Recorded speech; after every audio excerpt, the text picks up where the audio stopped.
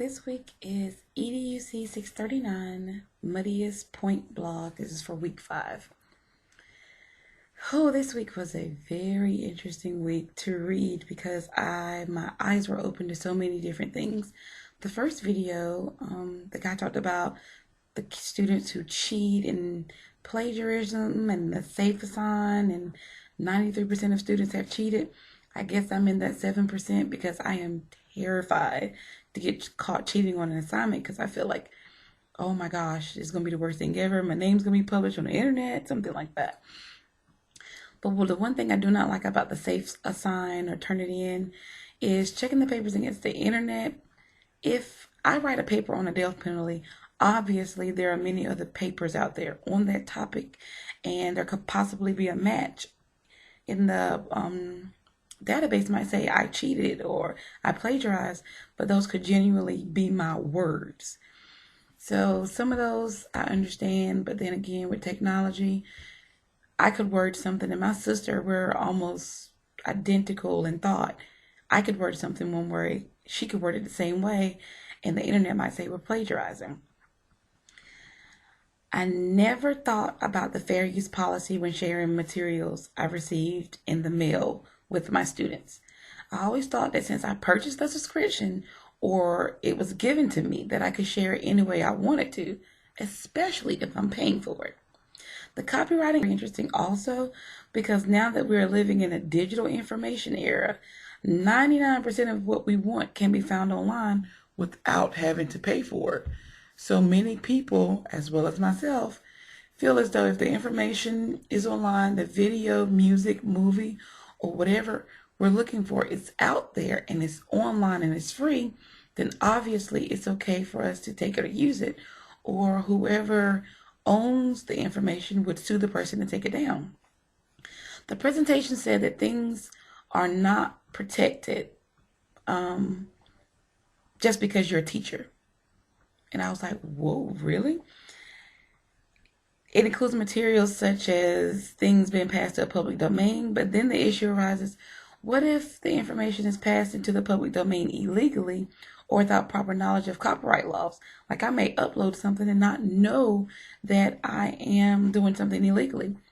One myth that was busted in the presentation, and I actually had to pause it and replay it, was if I use anything for educational purposes, then it is okay. That is a myth.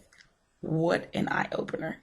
If the product or classroom resource I wanted to use did not have copyrighted, protected issues, then I figured, it was free. If it doesn't have it printed, if I don't see it somewhere, it's okay. It's free. I can use it. That myth was busted. My bubble is gone. I feel some type of way right now. So now I'm thinking, as teachers, we order workbooks all the time. And then we use these same workbooks and we share them with one another. And then we make copies for students. That is how we save money because of our financial situation. I may order one book and I'll tell the teacher to order another book. And then we just share information. Now I'm thinking, oh my gosh, now this might be a copyright violation. Even with the schools, I'm pretty sure the schools have checked and asked about using materials for educational purposes. But if the schools are shortchanging the companies by not purchasing one workbook per semester per student, then according to what I was listening to, this could violate the cumulative effect test, where we're actually messing up their financial stability because we're not buying what we say we're using the information for. Then not showing an entire movie online using YouTube, that blew my mind also, because some of the best movies to support my history class are on YouTube for free. The schools don't have all the DVDs that we need, and by the time we need the DVDs, we have to put in requests for it.